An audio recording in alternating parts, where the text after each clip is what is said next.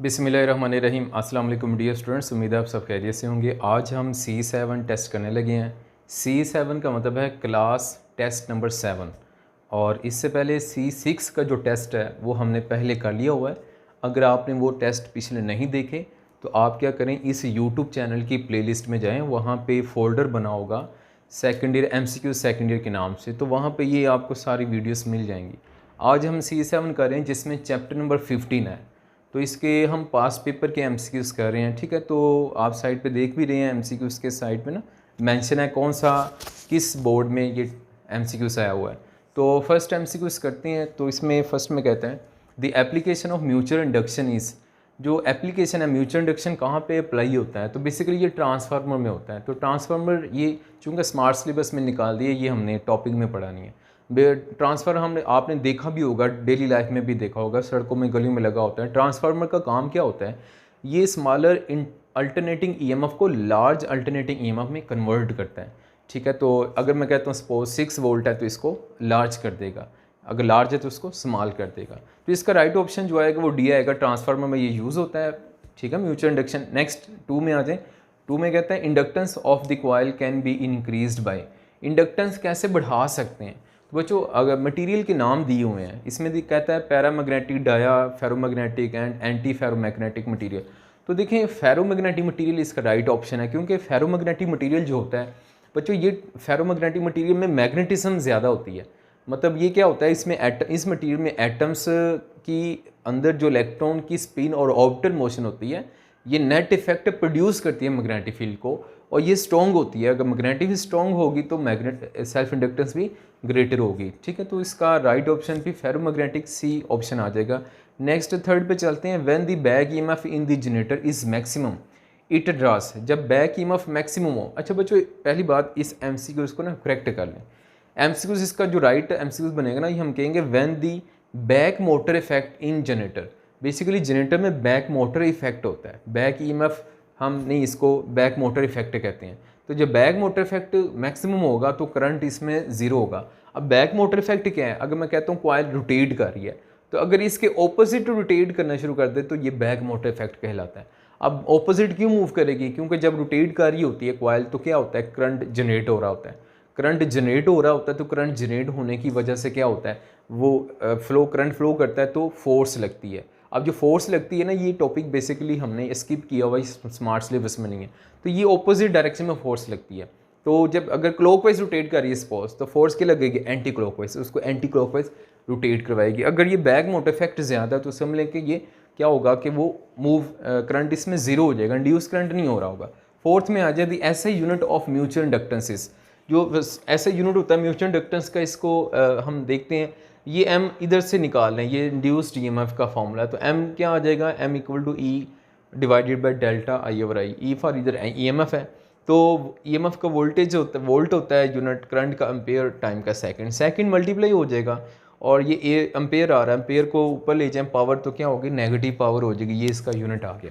Next fifth MCQ पे चलते हैं। इसमें कहता है the relation EMF equal to minus and delta phi over delta is known as. तो बच्चों ये जो रिलेशन है ये बेसिकली फेराडे का रिलेशन है। ये फेराडे ने हमें रिलेशन दिया था और इसमें नेगेटिव का मीनिंग नहीं बताया था।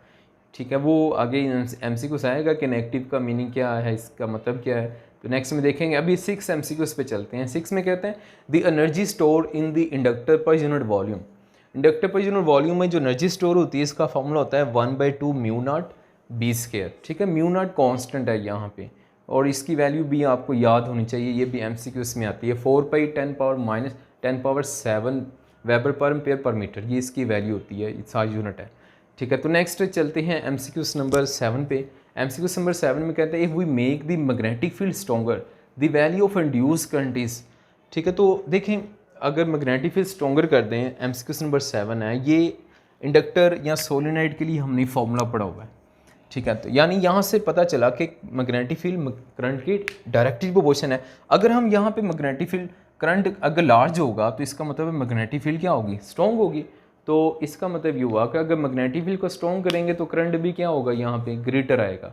ठीक है, तो बेसिकली यहाँ पे जो MCQ में पूछा है ना, ये इंड्यूस्ड करंट की बात हो रही है, लेकिन ये जो फार्मूला है ना, ये क्या होता है, करंट फ्लो करने से मैग्नेटिक फील्ड आती है। तो वो करंट फ्लो ग्रेटर होगा तो मैग्नेटिक फील्ड ज़्यादा करंट जनरेट कर रहा होगा। लेकिन उधर क्या पूछ रहा है कि मैग्नेटिक फील्ड है, मैग्नेटिक फील्ड से करंट कितना आएगा, तो ये भी डायरेक्ट होते हैं। ठीक है, मैंने इसलिए इसी फार्मूले से आपको बता दिया, अगर मैग्नेटिक फील्ड स्ट्रॉन्ग है तो करंट भी ग्रेटर जनरेट होगा। अच्छा, अब उसके बाद 8 MCQ में आ जाए। इसमें कहते हैं the maximum value of EMF induce in the armature of N turns and area A rotating in the magnetic field B with frequency F is given bye. तो बच्चों इसमें बेसिकली ना ये फार्मूला होता है NWA B sin थीटा, और इसका ये फार्मूला लिखा हुआ है। ठीक है, और इस फार्मूले में मैक्सिमम चूँकि पूछा है तो मैक्सिमम के लिए एंगल क्या कर देंगे हम 90 डिग्री पुट कर देंगे, और ओमेगा एंगुलर फ्रिक्वेंसी है तो इसकी वैल्यू होती है 2πf, ये यहाँ पे पुट कर देंगे। sin 90 तो 1 होता है, ओमेगा की वैल्यू 2πf को हमने स्टार्टिंग पे लिख लिया, NAB लिख दिया, और sin 91 मल्टीप्लाई करेंगे तो ये फार्मूला आ जाएगा 2πf NAW। तो ये NAB, ये इसका ऑप्शन जो आ जाएगा फिर ये राइट ऑप्शन में आप देखेंगे ये बनता है ए ऑप्शन बनेगा 2πf AB। ठीक है, तो नेक्स्ट 9th MCQ इसमें चलते हैं। इसमें कहता है कि इंडक्टर की टर्न्स n है और इसमें फ्लक्स जो आ रहा है फाई है। ठीक है, और ईच हर टर्न्स में फ्लक्स फाई आ रहा है। When current I is flowing in it then the its self inductance is given by. Self inductance का फॉर्मूला पूछा हुआ है, अगर इंडक्टर में जिसकी टर्न्स n है, फ्लक्स ईच टर्न में फाई आए तो कह रहा है क्या होगा। तो ये देखें फ्लक्स n फाई जो है ना वो डायरेक्ट होता है करंट के, और यहाँ पे L सेल्फ इंडक्टेंस है, यहाँ पे L की वैल्यू सेल्फ इंडक्टेंस की वैल्यू निकाल लें तो करंट डिवाइड हो जाएगा, तो यहाँ पे इसका ये फॉर्मूला आ जाएगा n फाई ओवर I आ जाएगा। ठीक है, तो नेक्स्ट हम चलते हैं, ये 9th MCQ देख ली, तो 10th MCQ देखते हैं। नेक्स्ट पेज पे है जो आपको मैंने टेस्ट लिया था क्लास में, उसका नेक्स्ट पेज पे 10th MCQ हैं। ठीक है, तो 10th MCQ में कहता है अगर इक्वेशन की बात करें हम, नहीं 10th में कहता है the negative sign with induced EMF in Faraday's law is in accordance with. तो फैराडे लॉ का ये मैंने फार्मूला इधर लिख लेते हैं। फैराडे लॉ का फार्मूला क्या होता है, ये पीछे MCQ में आया था n delta phi divided by delta T. तो बच्चों देखें वो इस बेसिकली ना इस नेगेटिव का मीनिंग पूछ रहा है, तो नेगेटिव का वो मीनिंग पूछ रहा है क्या है। तो नेगेटिव इसमें ऑप्शन में देखें ना तो ये बेसिकली इसमें ऑप्शन में आएगा Lenz's law. Lenz's law negative का मीनिंग बताता है, क्या बताता है कि direction of induce current is always so as to oppose the change which produces, मतलब जो करंट होता है वो हमेशा अपने काज को अपोज करता है। तो ये लेंजिस लॉ ने बताया था, तो इसकी राइट ऑप्शन ए आ जाएगी। 11 MCQ में आ जाए तो कहता है energy store per unit volume is called, इसको एनर्जी डेंसिटी कहते हैं। सी ऑप्शन आ जाएगा, तो एनर्जी डेंसिटी का फॉर्मूला ये हमने 6 MCQ में भी देखा। नेक्स्ट चलते हैं 12 MCQ में। 12 में कहता है in equation equal to minus EMF equal to minus VBL sine theta, the theta is the angle between.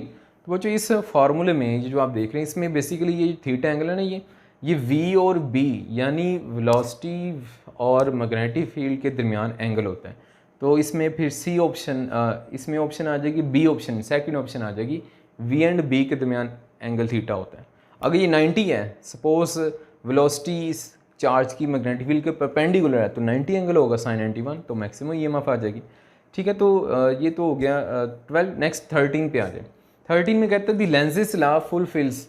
Lenz's law ये भी मैंने फॉर्मूला लिखा जिसमें ये नेगेटिव लेंजिस लॉ को बताता है। लेंजिस लॉ क्या बताता है, जो प्रोड्यूस होता है वो अपने काज को अपोज करता है। तो ये basically law of conservation energy को अकॉर्डेंस होता है, मतलब लॉ ऑफ कंजर्वेशन एनर्जी किसको रिप्रेजेंट कर रही है, इधर नेगेटिव को रिप्रेजेंट कर रही है। मतलब नेगेटिव से हमें पता चल रहा है एनर्जी कंजर्व रहेगी, मतलब ना डिस्ट्रॉय ना क्रिएट होगी, जो कि लेंजिस लॉ ने हमें बताया था। अच्छा, नेक्स्ट चलते हैं 14 MCQ में। तो इसमें कहता है the device in the circuit that consume electrical energy are known as. तो ऐसी डिवाइस जैसे फ़ैन है, बल्ब है, ये लगी होती हैं तो क्या करते हैं, एनर्जी कंज्यूम करती हैं, मतलब यूज़ करती हैं। बल्ब है, एनर्जी कंज्यूम करता है तो ग्लो करता है। तो ये जो डिवाइस बल्ब हो गया इसका नाम क्या हो जाएगा, लोड नाम हो जाएगा। ठीक है, तो ये सी ऑप्शन आ जाएगा। तो नेक्स्ट है 15 in case of inductor energy is stored in the.